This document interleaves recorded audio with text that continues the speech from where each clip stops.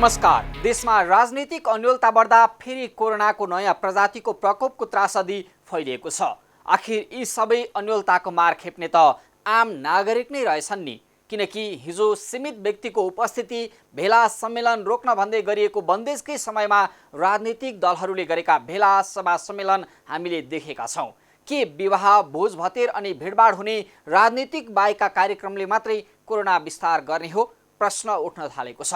आजै मात्रै पनि सरकारले नयाँ प्रजातिको कोरोना भाइरस फैलिएको भन्दै काठमाडौँ उपत्यका प्रवेश गर्ने नाकाहरूमा एन्टिजेन परीक्षण गरिने जनाएको छ। यति मात्रै होइन, सरकारले सबै जिल्ला प्रशासन, डिसिसिएमसीहरूलाई जिल्लाभित्र भेला सभा जुलुसहरू रोक्नका लागि ताकेता सहितको निर्देशन पनि जारी गरेको छ। तर दलका 50 भन्दा बढी सदस्य उपस्थित हुने भेला कार्यक्रम गुटगत भेलाहरू रोकिएकै छैनन्, बरु विस्तार पाइरहेका छन्। हुन त आम नागरिकले अस्पतालहरूमा सहज परीक्षण र उपचार नपाउँदा नेताहरूको सोर्सफोर्स चल्छ। लाइन नै नबसी आरामदायी तरिकाले फोन घुमाएकै भरमा उपचार सेवा पाइन्छ। सुविधा र अवसरमा मनलाग्दी पहुँच भएकैले होला नेताहरूमाथि अनि पार्टीका कार्यकर्तामाथि सरकार आफैले जारी गरेको निर्देशन र बन्देज लागू नभएको। सबैभन्दा पहिला आदेश दिने सत्तारूढ दलले आफैले चालेको भिडभाडयुक्त गतिविधि रोकोस् अनि अनावश्यक भए पनि जारी रहेका राजनीतिक भेटघाट र गतिविधि रोकौँ। थोरै भए पनि राजनीतिज्ञमा इमान्दारिता र देश अनि जनताको माया छ भने सुधार आफैबाट थालनियोस्। हुन त सरकारले तपाईँ हाम्रो राहत र सहुलियतको सामान्य चाहना पुरा गर्न सक्दैन भने अरू आशा गर्नु नै बेकार छ। नेताहरूले गरेको भिडभाडको मारमा तपाईँ हामी कोही पनि नपरौँ। सकेसम्म अनावश्यक भिडभाड र हिँडडुल नगरौँ। मास्क अनिवार्य लगाऊ। 2 मिटरको भौतिक दूरी कायम गरेर नयाँ प्रजातिको प्रकोप फैलिने सम्भावित जोखिमबाट आफू पनि बचौँ, अरूलाई पनि बचाउँ।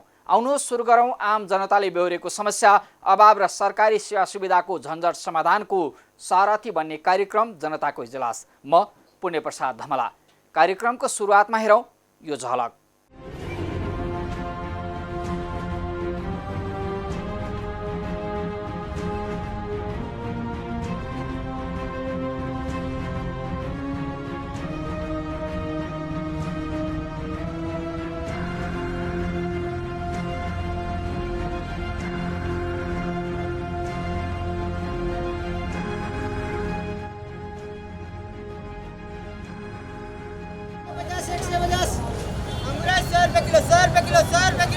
गफ गरेर मात्रै भएन नि त नि, त्यसको लागि नियमहरू बनाउनु पर्यो, त्यसको कार्यान्वयन गर्नु पर्यो। कार्यान्वयन भनेको केही छैन। अनि स्मार्ट सिटी भनिदिने त्यो भाषण हानेर मात्रै भएन नि त।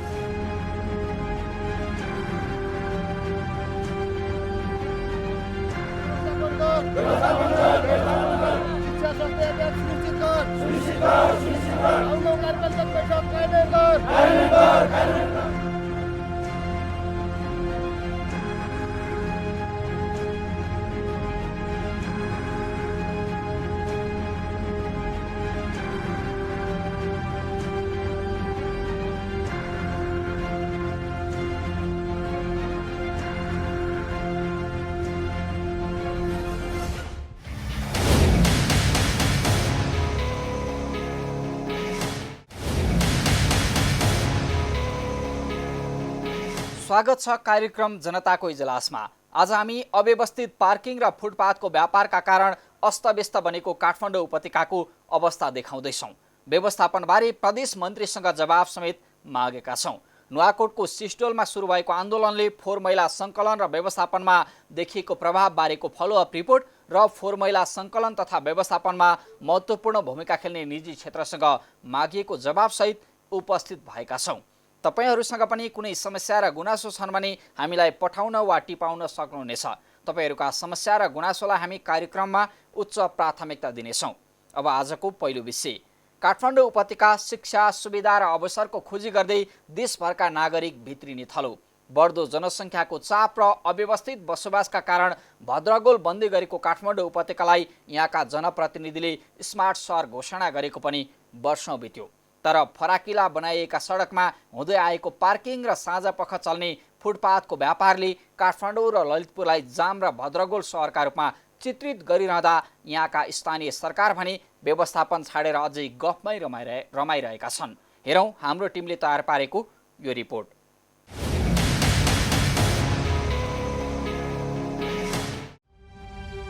देशको प्राचीन अनि ठुलो जनघनत्व सहितको पूर्वाधार भएको सहरी क्षेत्र हो काठमाडौँ उपत्यका। उच्च शिक्षा, रोजगारी लगायतका अवसरको खोजी गर्दै देशैभरिबाट उपत्यका प्रवेश गर्ने गर्छन्। यो क्रम विगतदेखि वर्तमानसम्म जारी छ भने भोलिसम्म पनि निरन्तर हुने देखिन्छ। तर स्थानीय सरकारले स्मार्ट सहरको घोषणा गरेका काठमाडौँ र ललितपुरको अवस्था हेर्दा लाग्छ यी दुई सहर स्मार्ट होइन, भद्रगोल र अस्तव्यस्त छन्। दिनभर जसो सडकमा पार्किङ, रात परेपछि फुटपाथको व्यापार अनि मनलाग्दो रूपमा टाँगिएका होर्डिङ बोर्ड र अस्तव्यस्त तार जसले काठमाडौँ उपत्यकालाई कुरूप बनाएका छन्। आखिर दिनभर के कति कारणले काठमाडौँ उपत्यकाको सवारी व्यवस्थापन अस्तव्यस्त बन्छ त? एकपटक यी दृश्यहरू हेरौँ।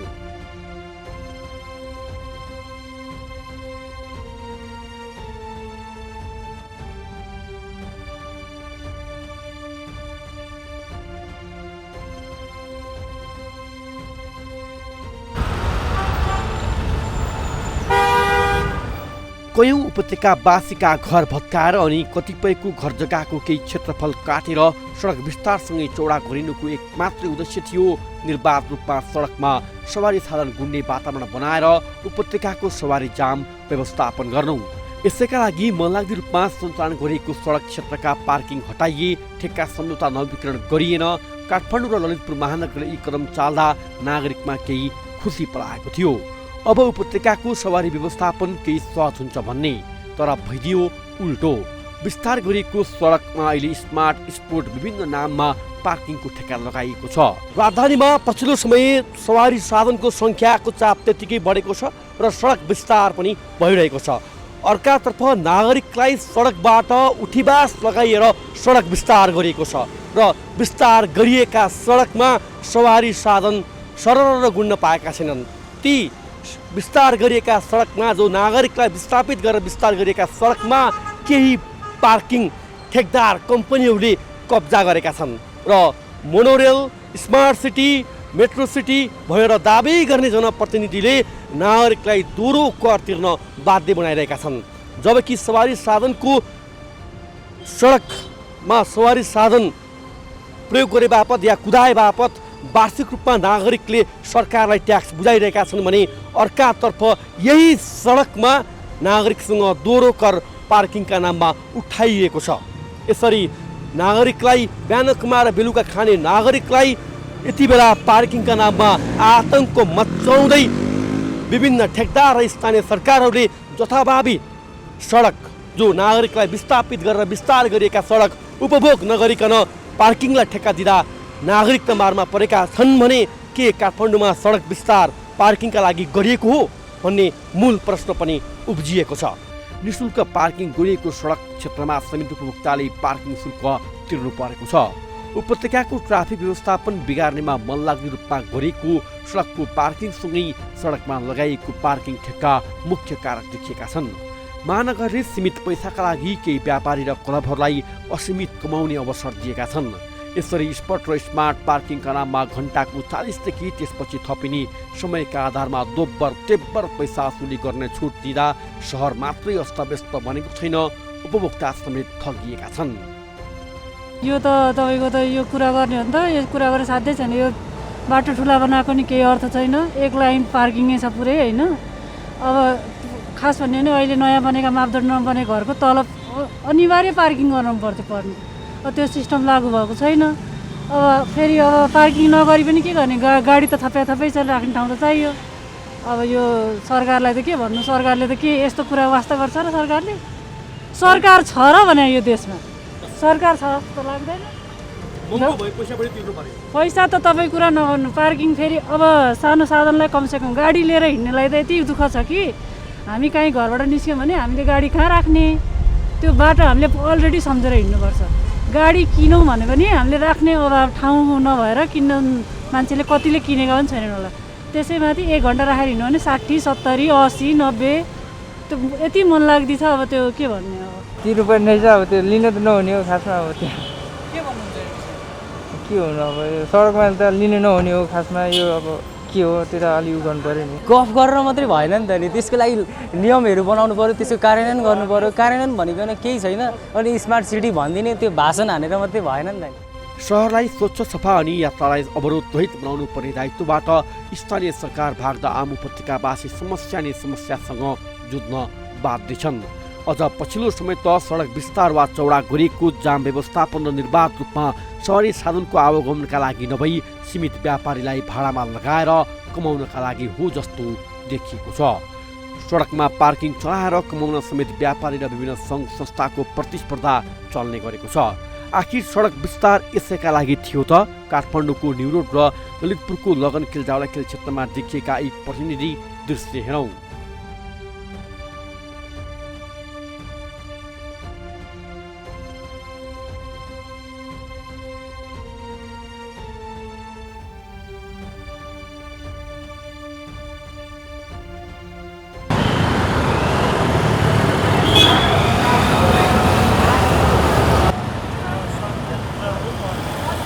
स्थानीय सरकार सडकमा समस्या देखेर पनि तैचुप मैचुप जस्तै छन्।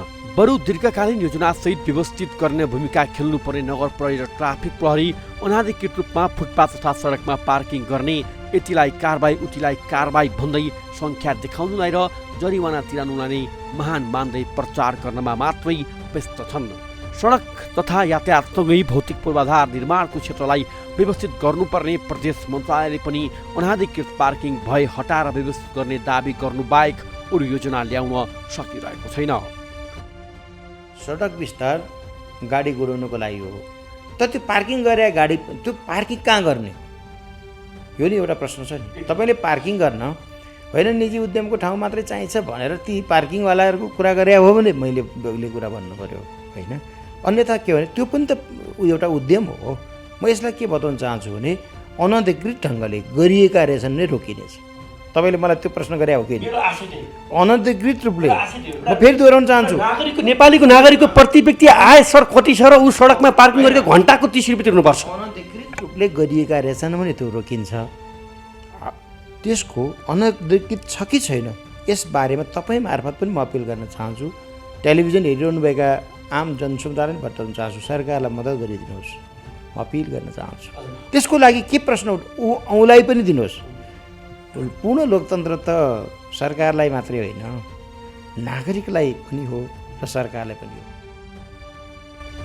यातायात व्यवस्था विभागका अनुसार हाल देशभर झन्डै 35 लाख सवारी साधन सञ्चालनमा आउँदा काठमाडौँ उपत्यकामा मात्रै झन्डै 13 लाख सवारी साधन गुड्छन्। यसमा पनि 70% मोटरसाइकल छन्।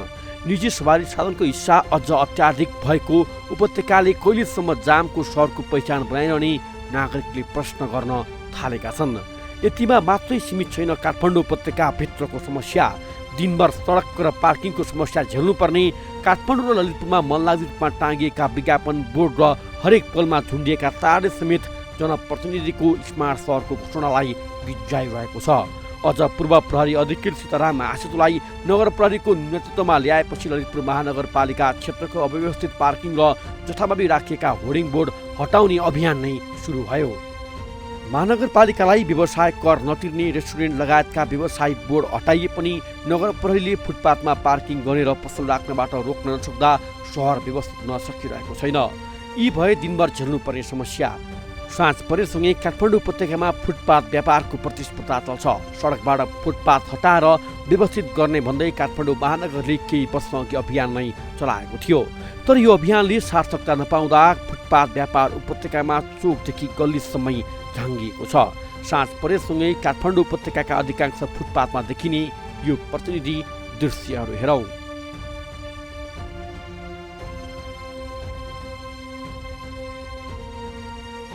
हुन त काठमाडौँ उपत्यकाका नगर क्षेत्रका सडकमा व्यापार गरेर जीविकोपार्जन गर्ने यस्ता हजारौँ मानिस छन्। भिडभाड हुने ठाउँमा फुटपाथ व्यापारीको सङ्ख्या अन्यत्रभन्दा बढी छ। यहाँ बालबालिकादेखि वृद्धसम्म थरीथरीका मानिसहरू थरीथरीका सामान राखेर बसेका भेटिन्छन्। जीविकोपार्जनको अन्य विकल्प नभएपछि सडकको विकल्प रोज्न बाध्य भएका यी नागरिकलाई विकल्पसहितको व्यवस्था गर्छु भन्ने स्थानीय सरकार अहिले आफै चलाएको छ भने साना खुद्रा व्यवसायले छरपष्ट रूपमा चार पाङ्ग्रे ठेला साइकल डोकामा सामान राखेर सडक पेटी चौतारालाई नै सटर र पसल मान्दै व्यवसाय चलाइरहेका छन्।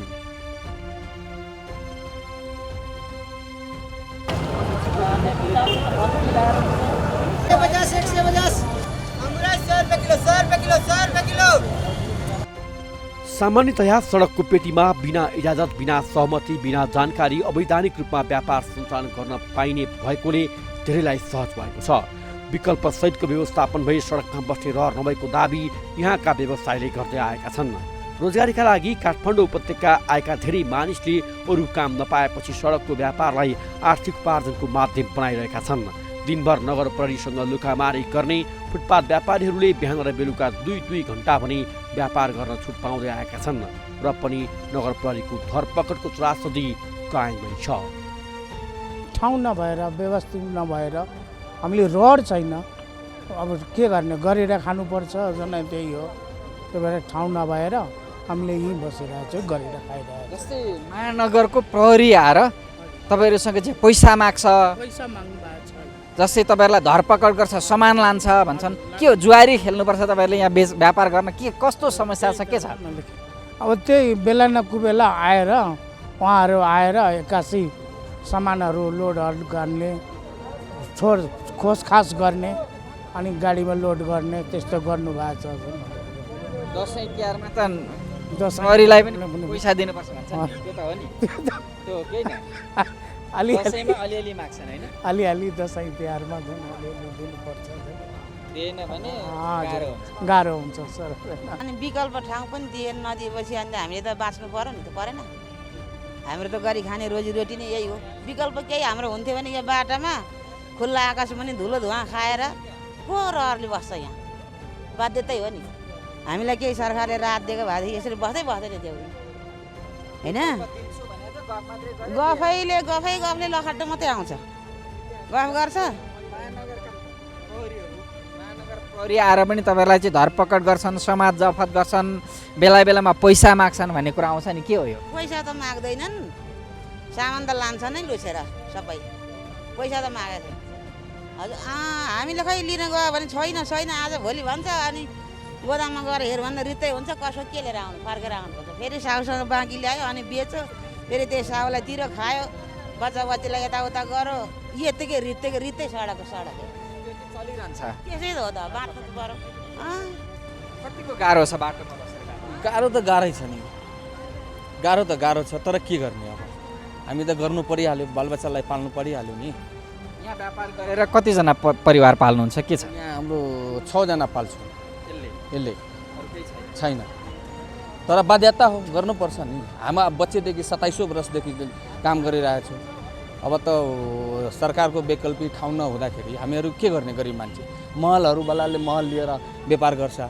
अब राज्यले त अब जहाँ पनि दिइरहेछ नि, राज्यले छुट त दिनैपर्छ। गरिब मान्छे कहाँ जान्छ, फुटपाथ त 1.5-2 वर्ष अगाडि तपाईँहरू माथि धरपकड गर्यो, उठायो, विकल्प दिन्छु भन्यो, लग्यो, फेरि यहीँ आउनु पर्यो, के भयो त? धरपकड त जहिले पनि छ नि, अहिले पनि महानगरपालिकाले धरपकड गर्दैन भन्ने छुट त दिएको छैन नि, तर टाइम छ, टाइम तोकेको टाइममा हामी राखिरहेछौँ। 5:30 बजेदेखि महानगरपालिकाको अफिस टाइम सकेपछि तोकेको टाइममा हामी राखिरहेछौँ, त्यसपछि हामी दिउँसो राख्दैन। कति बजेदेखि कति बजेसम्म चाहिँ गर्न दिन्छ? 5:45 बजेदेखि 9 बजेसम्म दिन्छ, तर हामी अफिस टाइममा राख्दैन। जनताले अवरोध गर्न हामी चाहे छैन, अनि अफिस टाइम सकेपछि हामी टाइम टेबल राख्छौँ। त्यसमा केही महानगरपालिकाले केही त्यसमा अवगत उहाँहरूलाई छैन कि यो मान्छे हिँड्नेलाई पनि हिँडिरहेछ, हामी एक लाइनले राखिरहेको छु, डिस्टर्ब हुँदैन जनतालाई हिँड्नलाई। खाइदिन्छ, नगरपालिका ठेला लिएर जान्छ, व्यापार छैन, यसले त्यही हो। त्यसले चाहिँ कोरोना आएको त्यही दिन चाहिँ व्यापारै छैन हामीहरूलाई, छैन। नगर प्रहरी देखेपछि भागाभाग गर्छ, कटा उठाइदिन्छ, कहिले ठेला लिएर जान्छ, सामान दिँदैन, न ठेला दिन्छ न सामान दिन्छ। बाध्यताको फुटपाथ पसलबाट धेरैको जीविका चल्दा अर्कातिर यसैका कारण सवारी चालक, पैदल यात्रीसँगै स्थानीय व्यापारीले हैरानी बेहोर्नु परिरहेको छ। सडक पेटीहरूमा भएको भद्रगोल फुटपाथले साँघुरो बाटोमा ठेलमठेल गर्दै हिँड्नुपर्ने बाध्यता छ। अन्तर्राष्ट्रिय स्तरमा समेत फुटपाथका कारण नेपालको नकारात्मक छाप पर्न जानेतर्फ धेरैले चिन्ता गर्दा पनि स्मार्ट सहरको गफ गर्ने जनप्रतिनिधि उपत्यकालाई सही अर्थमा स्मार्ट बनाउन गम्भीर देखिएका छैनन्। यो व्यवस्थाले काठमाडौँ उपत्यकावासीले दिउँसो सवारी जामको शास्ति र साँझ परेसँगै फुटपाथको भद्रगोल कहिलेसम्म झेल्नुपर्ने हो अनिश्चित बनेको छ। फुटपाथ व्यवस्थापनलाई आफ्ना नीति तथा कार्यक्रमको प्राथमिकतामा राखेका जनप्रतिनिधि समस्याको पहिचान गरेर दीर्घकालीन समाधानतर्फ गम्भीर बन्ने कि गफमा मात्रै रमाउने उपत्यकावासीले प्रश्न गरिरहेका छन्।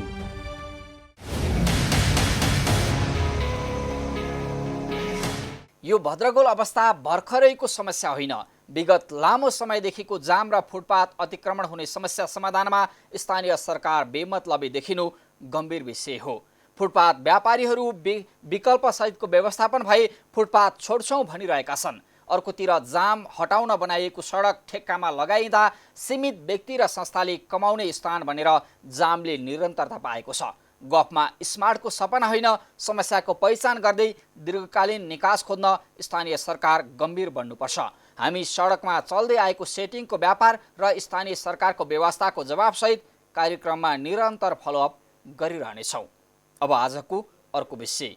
काठमाडौँ उपत्यका देशभरका नागरिकको रोजाइमा परे पनि यहाँ भित्रिएपछि भने अनगिन्ती समस्याहरूको सामना गर्नुपर्छ।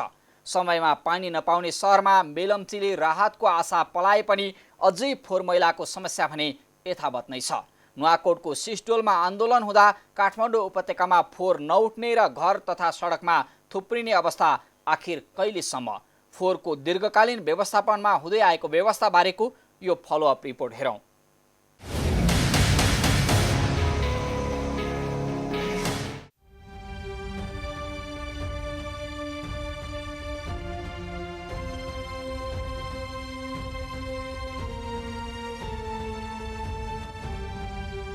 घर र सडकमा यसरी फोहोर थुप्रिनु काठमाडौँवासीका लागि सामान्य जस्तै बन्न थालेको छ।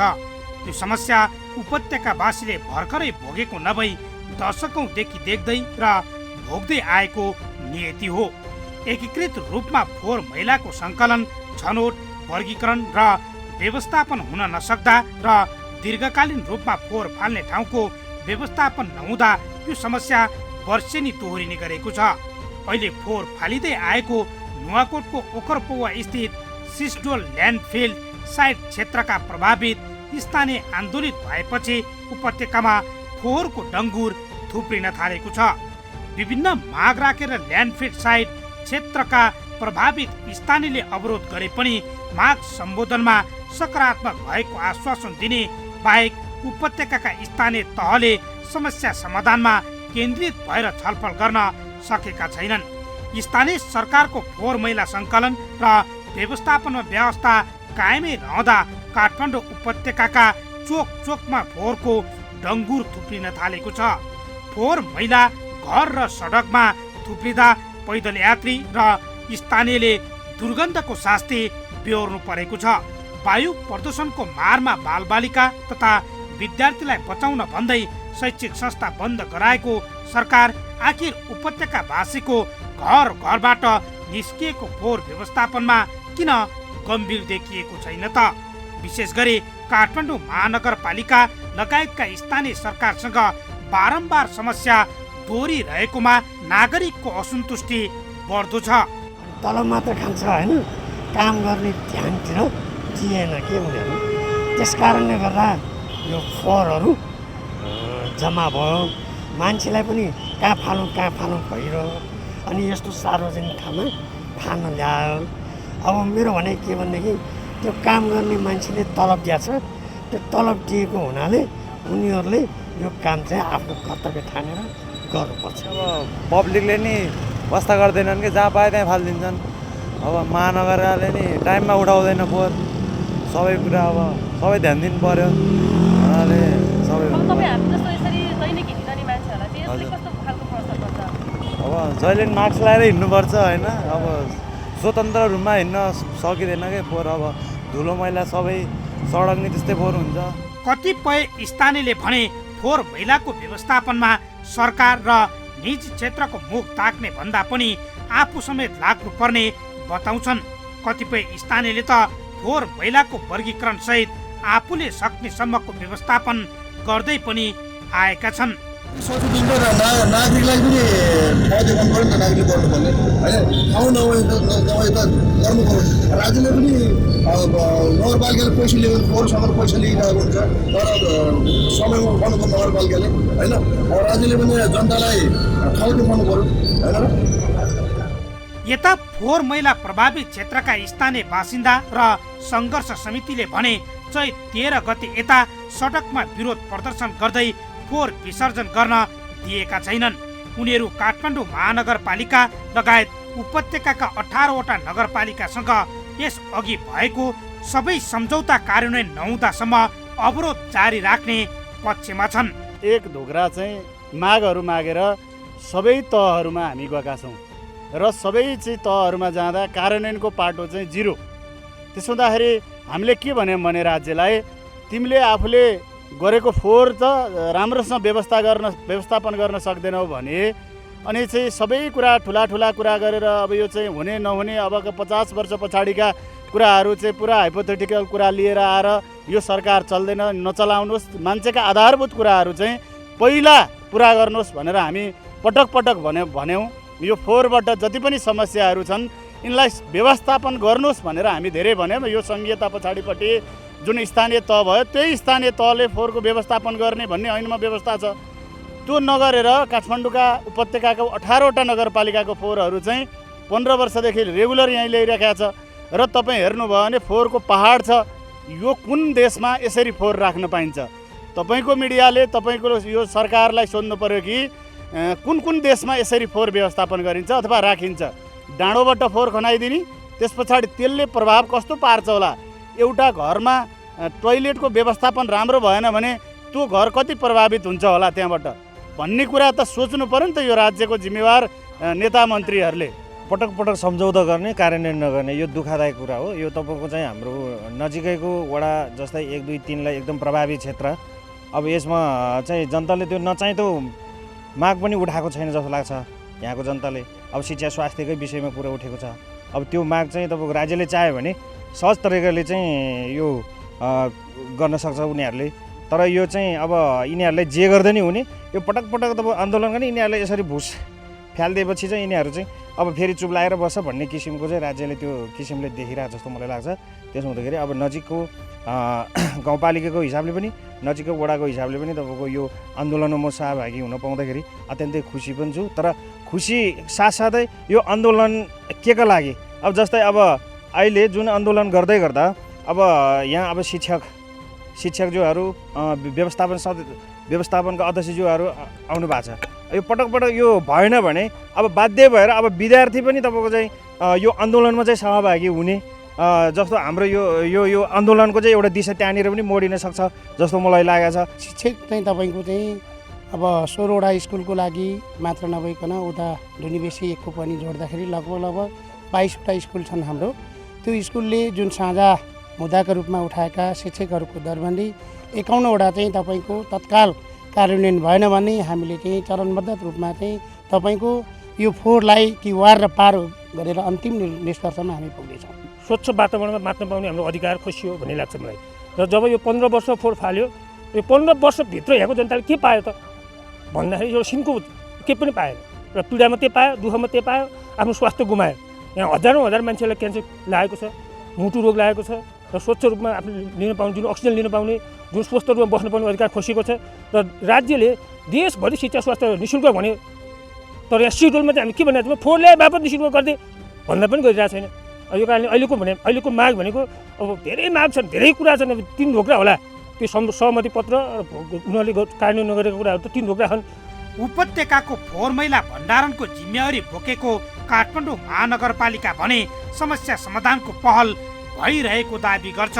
माग जायज भएमा तत्काल समस्याको समाधान गर्ने बताइए पनि आन्दोलनरत पक्ष र स्थानीय तहबीच तत्कालले सहमति भएर निकास निस्किने सम्भावना भने तत्काललाई न्यून छ। अब केही मागहरूलाई सम्बोधन गर्ने हिसाबले अहिले तत्कालको लागि हामीले 20वटा दरबन्दी पठाउँछौँ। बाँकी आवश्यकता अनुसार त्यहाँको अध्ययन गरेर त्यहाँको प्रतिवेदन आइसकेपछि थप अब 51वटा माग गरेकोमा आवश्यकता पऱ्यो भने हामी पुरा गर्छौँ भन्ने हिसाबले पनि कुरा भइसकेको। तर के भने उहाँहरूले एकैचोटि 51वटा नै डिमान्ड गरिसकेपछि हामीलाई अलिकति भनाइमा कस्तो रहेछ भने उहाँहरूले त्यो 51वटा आवश्यकता हो कि होइन भन्ने कुरो शिक्षा मन्त्रालयले त्यसको पहिचान गरिसकेको छ। त्यसको रिपोर्ट आइसकेपछि आवश्यकता हो भने हामीहरूले पुरा गर्छौँ भन्ने हिसाबको हाम्रो थियो, तर त्यो हिसाबले उहाँहरूले मानिराख्नु भएको स्थिति छैन र हामीहरूको भनाइअनुसार अब त्यो समस्या समाधान गर्नको लागि तपाईँहरूले यही विषयमा गएर कुरो अड्काउने काम नगर्नुहोस् र फोहोरलाई विसर्जन गर्न दिनुहोस् भनेको छ, तर त्यो स्थिति बनेको छैन। होइन, त्यो सिजडोल ल्यान्डफिल साइडमा हामीले फोहोर फाल्ने जुन व्यवस्था गर्दै आएका छौँ त्यो विगत वर्षदेखि नै फाल्दै गएको छौँ। त्यसको विकल्पता चाहिँ हामीहरूले बन्चरे डाँडाको अब निर्माणको अन्तिम चरणमा पुगिसकेको छ। अर्को नयाँ वर्षको सुरुमै हामीहरूले त्यहाँ व्यवस्थापन गर्ने हाम्रो तयारी भइरहेको छ। त्यसैले फोहोर राख्नलाई विकल्प नभएको होइन, तर के फोहोर राख्ने त्यो ठाउँमा अलिकति त्यहाँको पब्लिकले जहिले पनि अलिकति डिस्टर्ब गरेको स्थिति छ र उहाँहरूको आवश्यकता अनुसार सडकको कुन नहोस्, खानेपानी किन नहोस्, होइन तपाईँको सिँचाइ किन नहोस् र अब शिक्षा स्वास्थ्य सबै कुराहरूलाई हामीले आवश्यकता अनुसार एक आर्थिक वर्षमा हामीहरूले उहाँहरूलाई सपोर्टै गरेछौँ। तर के भने उहाँहरूको डिमान्ड बिचमा आएर ठ्याक्क ब्रेक गरिदिने अनि त्यसरी बिचको ब्रेक अनुसारको उहाँहरूले बजेट डिमान्ड गर्दाखेरि त्यो समस्या आएको। तर त्यसरी होइन, एक आर्थिक वर्षमा तपाईँको सुरु भइसकेपछि अन्त्यसम्म त्यसैले नै काम चलाउनु पर्ने हुन्छ। त्यो हिसाबले र अहिले आएर उहाँहरूको अब केही अनुदान रकमहरूको पनि डिमान्ड भएको हुनाले त्यो अनुदान रकमसित उहाँबाट जोडेर जुन आन्दोलन गर्नुपर्छ त्यो गलत छ भन्ने हो। प्रभावित क्षेत्रका विद्यालयहरूलाई पूर्ण शिक्षक दरबन्दी उपलब्ध गराउने, सडक विस्तार गरी कालोपत्री गर्ने, अस्पताल निर्माण गर्ने, एक घर एक रोजगारीको व्यवस्था गर्ने लगायतका सम्झौताहरू विगतमा भएर कार्यान्वयन हुन सकेका छैनन्। स्थानीयका यी मागमा गम्भीर बन्न नसक्दा काठमाडौँ उपत्यका यति बेला दुर्गन्धित सहरको रूपमा परिणत हुन थालेको छ। अर्कोतर्फ उपत्यकामा मासिक 5 अर्ब भन्दा बढी फोहोर व्यवस्थापन बापतको शुल्क उठाउँदै आएका निजी क्षेत्र अहिलेको समस्यामा तैचुप मैचुप छन्। निजी क्षेत्रले 75% फोहोरको व्यवस्थापन गरिरहेको अवस्था, अर्थात् फोहोरमा मोहर देखेर नै 10 वर्ष अघि ग्लोबल टेन्डर मार्फत उपत्यकाको फोहोर मैलाको एकीकृत रूपमा व्यवस्थापन गर्न भन्दै नेपालको अर्गानिक भिलेज र फिनल्यान्डको कम्युनिकेसन प्रणालीको जोइन्ट भेन्चर कम्पनीका रूपमा सन् 2010 मै नेपोवेस्ट जन्मिए पनि यो कम्पनी मार्फत फोहोर मैला व्यवस्थापनको काम अघि बढ्न सकेको छैन। बरु फोहोर मैला सङ्कलन, छनौट र भण्डारणको काम एकीकृत रूपमा गर्न नसक्दा काठमाडौँ उपत्यकाको फोहोर समस्या दीर्घकालीन समस्या बनिरहेको छ। यतातर्फ उपत्यकाका स्थानीय सरकार र फोहोर मैलामा काम गर्ने निजी संस्थाको गम्भीरतापूर्वक ध्यान पुग्न जरुरी छ।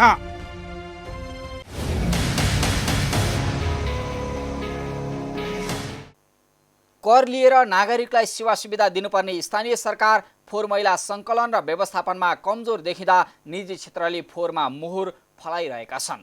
फोहोर मैला व्यवस्थापनभन्दा नाफामुखी बनेका सङ्घ संस्थालाई व्यवस्थित गर्न र उपत्यकाको फोहोरको दीर्घकालीन व्यवस्थापनका लागि आखिर उपत्यकाका स्थानीय सरकार कहिलेसम्म तैचुप मैचुप रहने? अब एकैछिन विश्रामपछि फोहोर मैला सङ्कलन र व्यवस्थापनमा निजी क्षेत्रको स्वार्थ र भूमिकाबारे फोहोर मैला व्यवस्थापन सङ्घसँग मागिएको जवाफसहित उपस्थित हुनेछौँ। हामीसँगै रहनुहोला।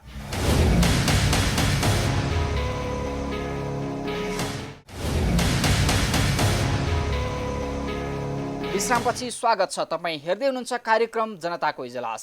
काठमाडौँको फोहोर मैला सङ्कलन र व्यवस्थापनमा काम गर्न स्थानीय सरकार असफल हुँदा 80 भन्दा बढी निजी सङ्घ संस्था जन्मिएका छन्। यी संस्थाहरू फोहोर मैला सङ्कलन र व्यवस्थापनमा इमान्दार भूमिका खेल्ने भन्दा पनि कसरी बढी मुनाफा लिने भन्नेमा सक्रिय रहेको आरोप लाग्दै गर्दा हामीले फोहोर मैला व्यवस्थापन सङ्घ नेपालका अध्यक्ष धनप्रसाद आचार्य ध्रुवसँग जवाफ मागेका छौँ। अबको क्रममा यो हेरौँ।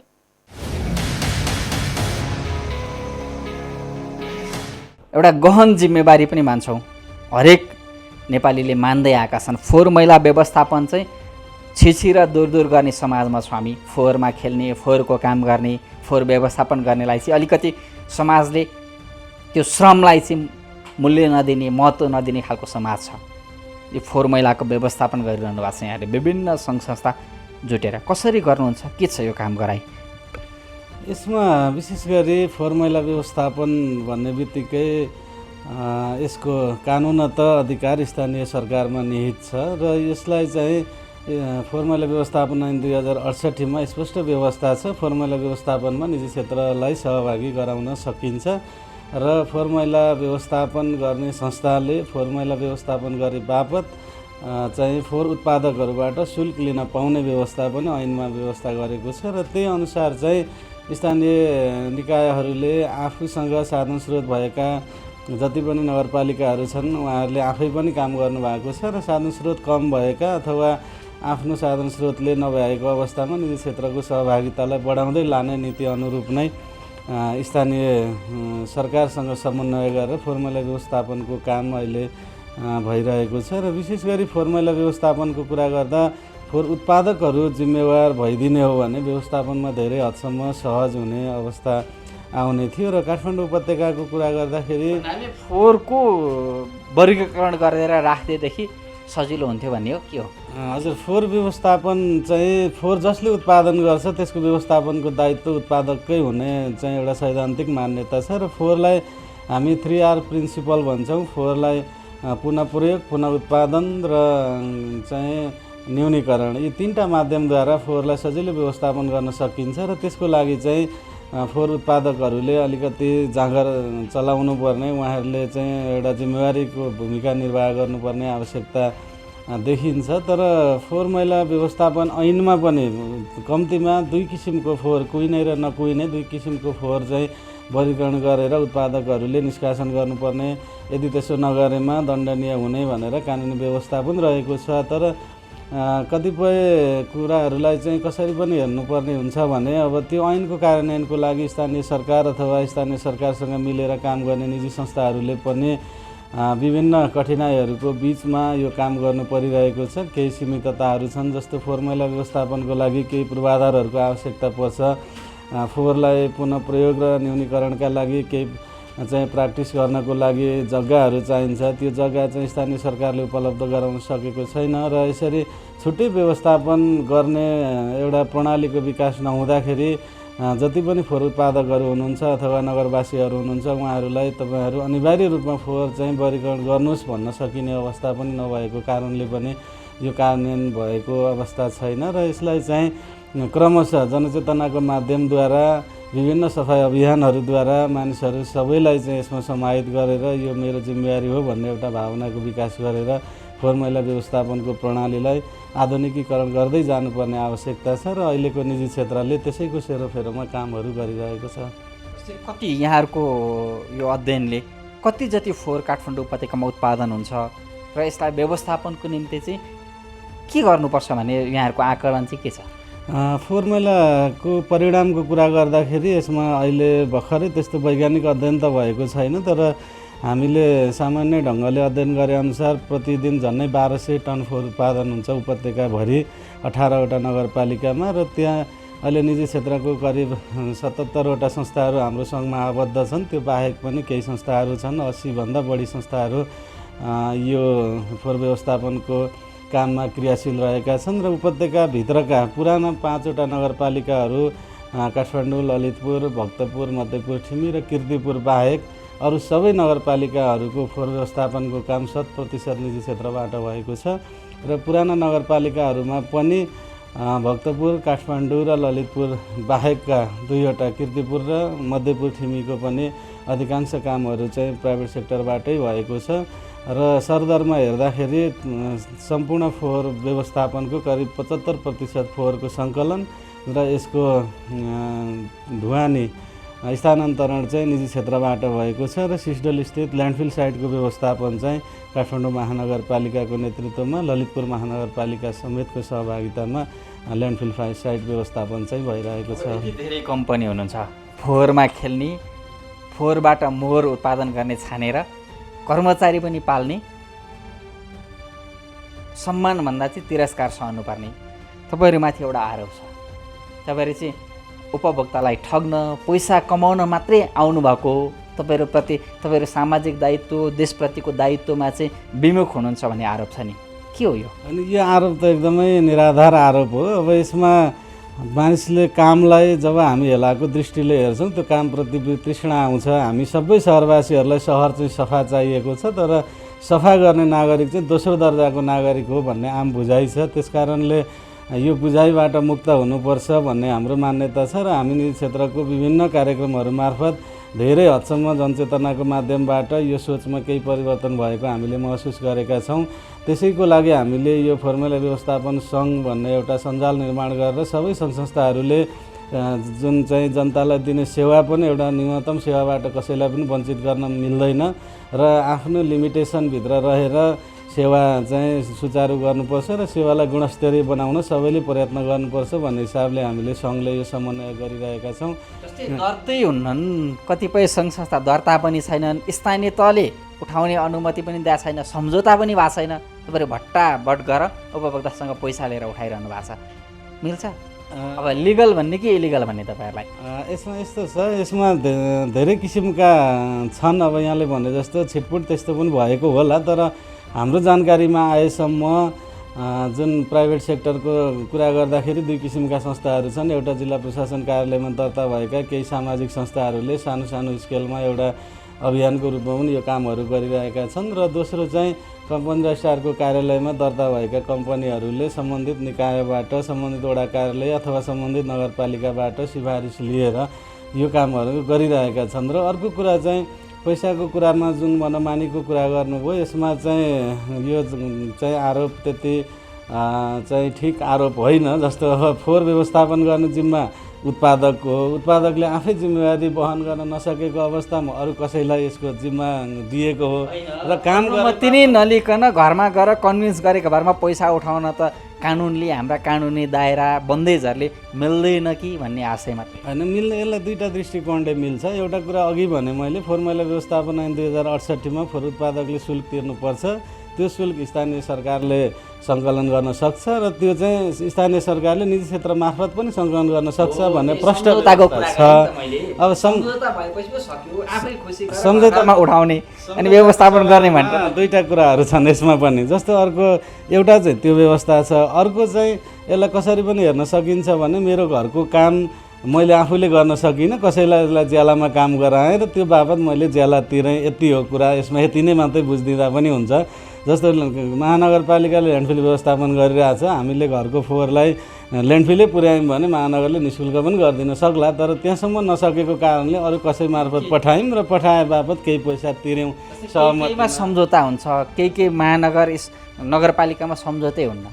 के हो, पैसा मागिन्छ कि अलिकति तपाईँहरूको आम्दानीको केही पर्सेन्ट चाहियो भन्ने खेल हो कि नत्र सबैले दिनुपर्ने नि? फोहोर व्यवस्थापन गर्न नसक्ने स्थानीय त तपाईँहरूलाई सम्झौता गरेर पनि नदिने, के हो यो भित्रको तालमेल नमिल्नुको कारण? छ यथार्थ चाहिँ के छ भने यसलाई महानगरले अथवा अरू नगरपालिकाहरूले काम गर्न नसकेको पनि भन्न मिल्दैन। उहाँहरूले चाहिँ अब पछिल्लो अवस्थामा महानगरपालिका अथवा नगरपालिकाहरूले फोहोर व्यवस्थापनको काम निजी क्षेत्र मार्फत गर्ने भनेर नेपाल सरकारको नीति अनुरूप नै उहाँहरूले कर्मचारीहरू भर्ना नगरेर साधन स्रोतहरू नबढाएर निजी क्षेत्रलाई क्रमशः जिम्मेवारी दिने नीति अनुरूप नै आएको हो। यसमा त्यो नसकेको कारणले होइन। र अर्को कुरा चाहिँ जुन शुल्कको कुरा यहाँले गर्नुभयो, महानगरपालिकाले त शुल्क निर्धारण गरेर चाहिँ महानगरको वेबसाइटमा नै हेर्न हामीले त्यसरी नगर परिषदले निर्णय गरेको शुल्कको आधारमा नै शुल्क लिएका छौँ।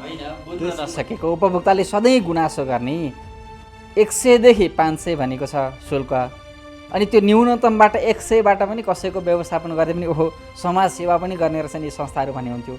अधिकतममा गएर कि 400 कि 450 लिनुपर्ने, अधिकतमकै सिलिङमा चाहिँ गएर पैसा उठाउनु पर्ने, अनि सेवामा भन्ने कि नाफा भन्ने?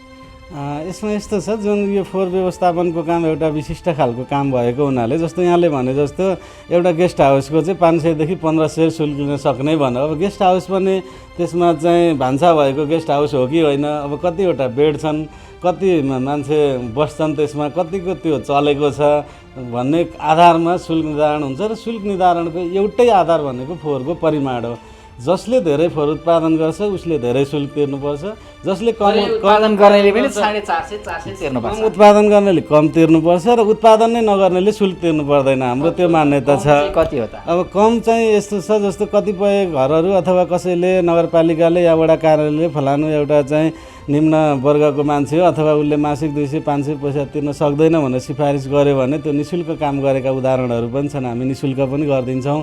र न्यूनतम शुल्क भनेको अहिले 300 350 त्यो हेरिकन जस्तै एउटा घर भनेर पनि भएन, कुनै घरमा 14 परिवार हुन्छ, त्यो घरलाई 500 600 700 पनि लिनुपर्छ होला र कुनै घरमा एउटा परिवार हुन्छ भने उनीहरूलाई 200 300 पनि हामीले काम गरेका छौँ। र काम गर्ने सवालमा चाहिँ जस्तो सडकहरू बढार्ने, सार्वजनिक स्थलहरूको सरसफाइ गर्ने, नदीहरूको सफाइ अभियानहरूमा सहभागी हुने लगायतका यी कामहरूको सिलसिलामा पनि सबैजनाले न्यूनतम शुल्क चाहिँ तिरिदिनु भयो भने ती संस्थाहरू पनि एउटा चाहिँ काम गर्नलाई सक्षम रहिरहन्छन् भन्ने हिसाबले 70-80वटा संस्था जन्मिसके। सबै संस्था सेवा गर्न जन्मिया हुन् कि नाफा गर्नको लागि? यी धेरै संस्था यही क्षेत्रमा मात्रै लालायित भएर अरू धेरै व्यवसाय छोडेर अरू धेरै काम छोडेर पनि यतातिर आकर्षण छ नि। फोहोरमा मोहर हुन्छ भन्छन्, आम्दानी भरै हो कि के हो?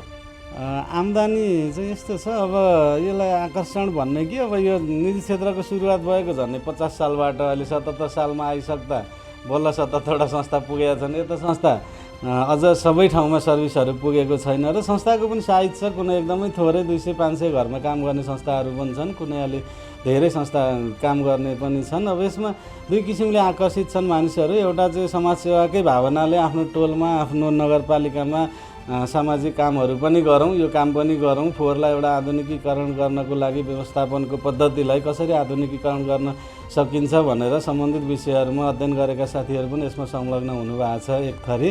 र एक थरी चाहिँ यसलाई पहिलादेखि नै यसमा संलग्न हुने साथीहरू चाहिँ एउटा स्वरोजगारको हिसाबले यसमा धेरै ठुलो चाहिँ कमाइ हुन्छ अथवा के नहुन्छ भन्ने पनि छैन। यहाँहरूले स्टडी पनि गर्न सक्नुहुन्छ। 20 वर्ष 18 वर्ष काम गरेको संस्थाहरू आर्थिक रूपमा त्यहाँका चाहिँ सञ्चालकहरू कति सक्षम छन् त भन्ने कुरा पनि स्टडी गर्न सक्नुहुन्छ। त्यस्तो धेरै यसमा नाफा पनि छैन र एकदम तरल अवस्थामा एउटा स्थानीय तहकै उसले चाहिँ प्रमुखहरू, स्थानीय तहकै कर्मचारी र उपभोक्ताले चाहिँ भन्छन् हामीबाट टन्न कमाए, कामदार के भए थाहा छैन, तर यो संस्था चलाउने केही मान्छे चाहिँ बनाएको छ नि, राम्रै आम्दानी गरिरहेको छ भन्छन्।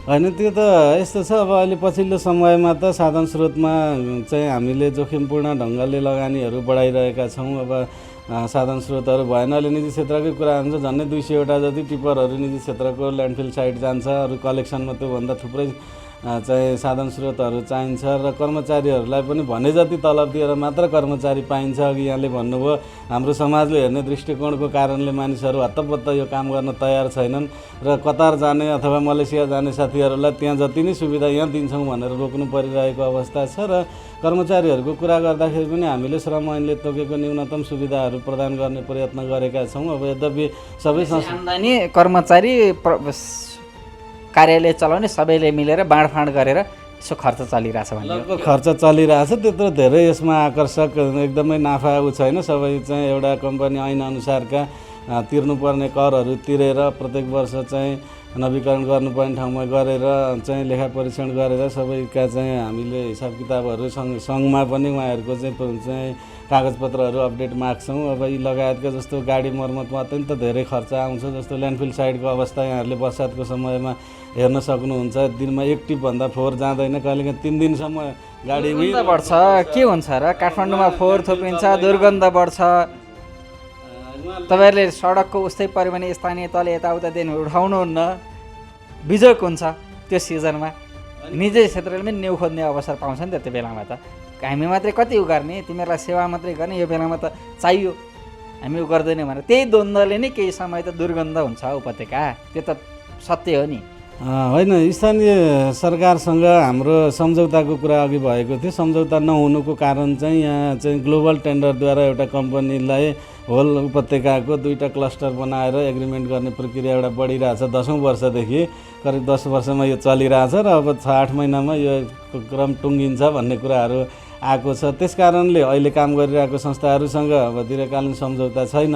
तर त्यसो भन्दैमा केही पनि समन्वय नभएको अथवा स्थानीय सरकारलाई केही पनि जानकारी नभएको अवस्था चाहिँ होइन। हामीले 52 सालमा 55 सालमा गर्दै गर्नुहोस्, शुल्क उठाउँदै गर्नुहोस्, मन लाग्दै जति मन लाग्छ उठाउनुहोस्, हामी यसो नदेखे जस्तो गरिदिन्छु भन्ने हो।